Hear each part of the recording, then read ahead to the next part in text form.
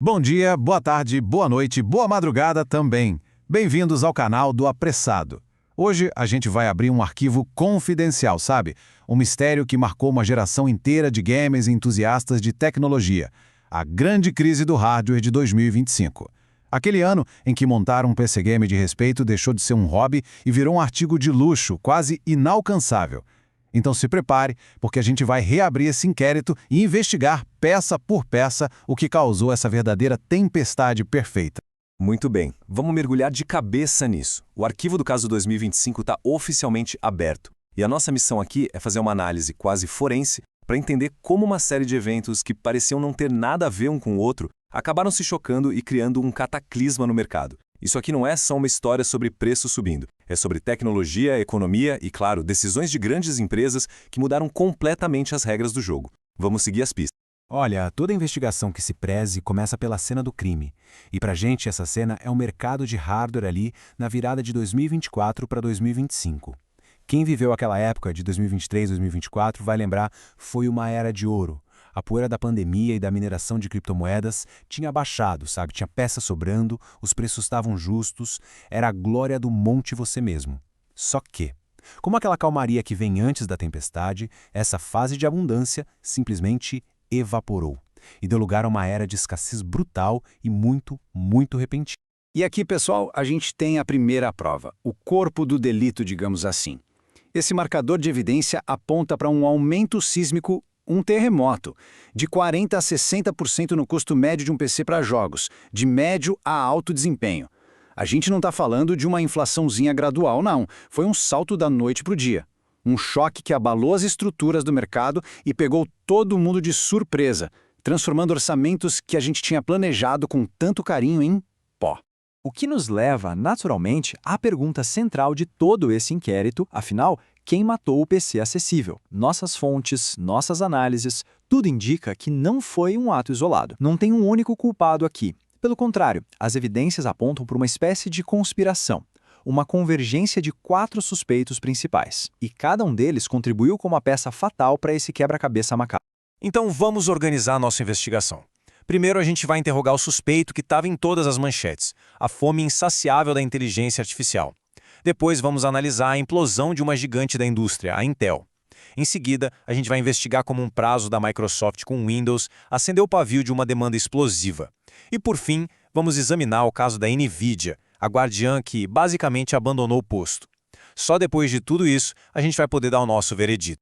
Nosso primeiro interrogatório começa com a força mais disruptiva da década, a inteligência artificial. Em 2025, a corrida para ver quem dominava a IA virou uma loucura, e a demanda por poder computacional se tornou um verdadeiro buraco negro, sugando recursos de todas as outras áreas. E adivinha só quem estava na linha de frente dessa batalha e foi o primeiro a sentir o tranco? Exato, nós, os gamers.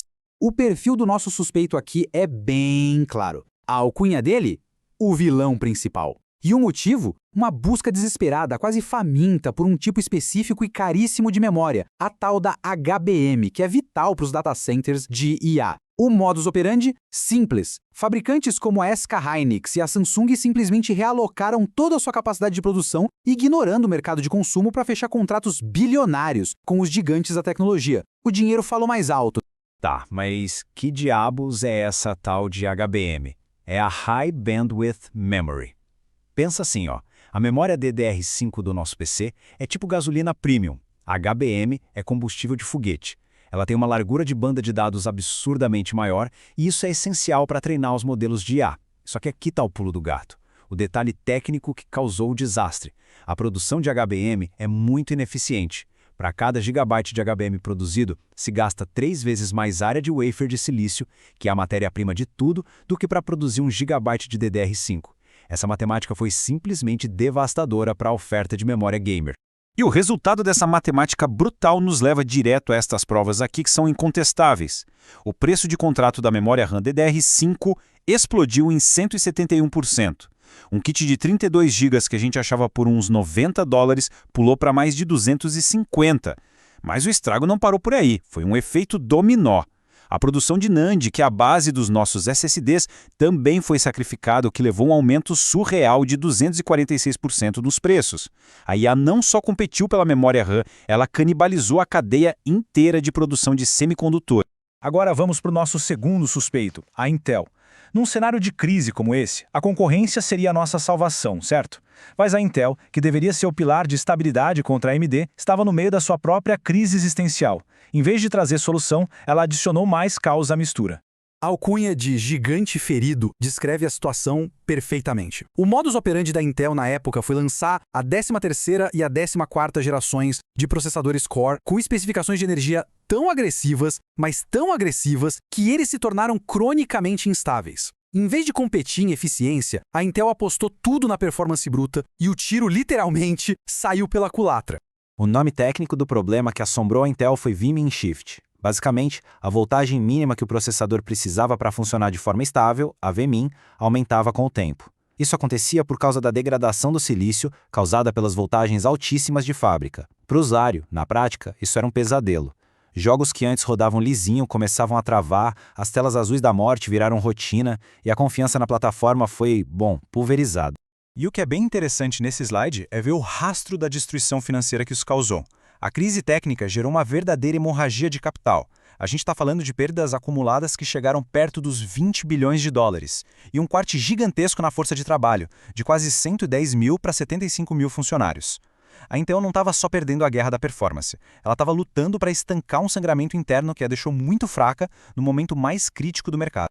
Pessoal, só uma pausa rápida aqui na nossa investigação, bem no meio do processo de juntar todas as peças desse quebra-cabeça de 2025. Se estiverem curtindo desvendar esse caso com a gente, por favor, compartilhem o canal e deem o like, porque isso ajuda muito a gente a continuar produzindo essas análises mais detalhadas. Agora, vamos voltar para o nosso próximo suspeito.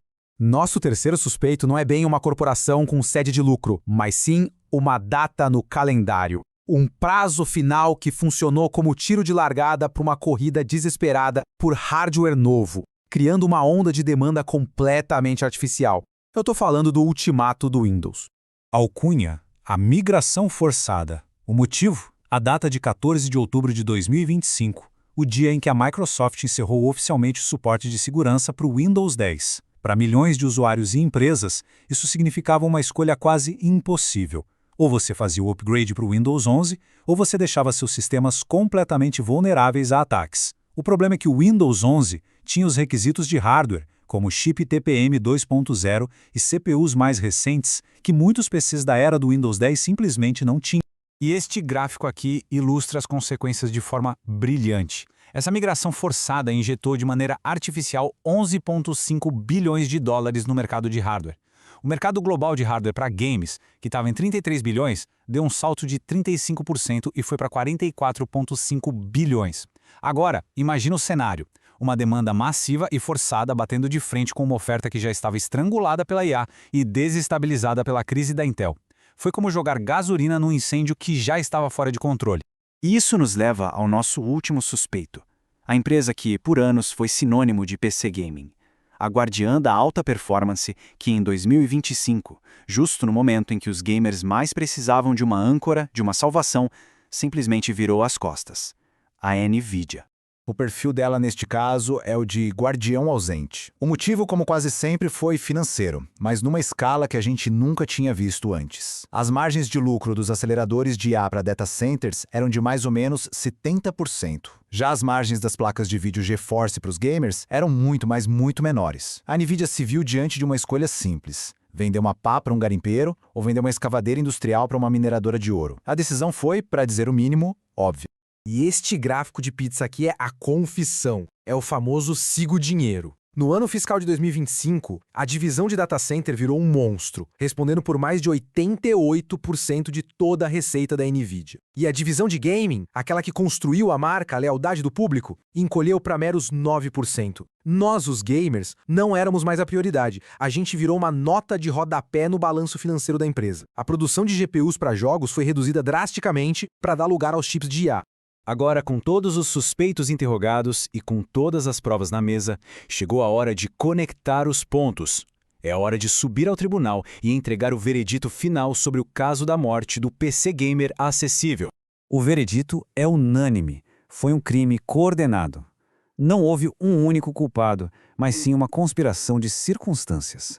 A fome da IA foi o catalisador, que consumiu a matéria-prima da indústria.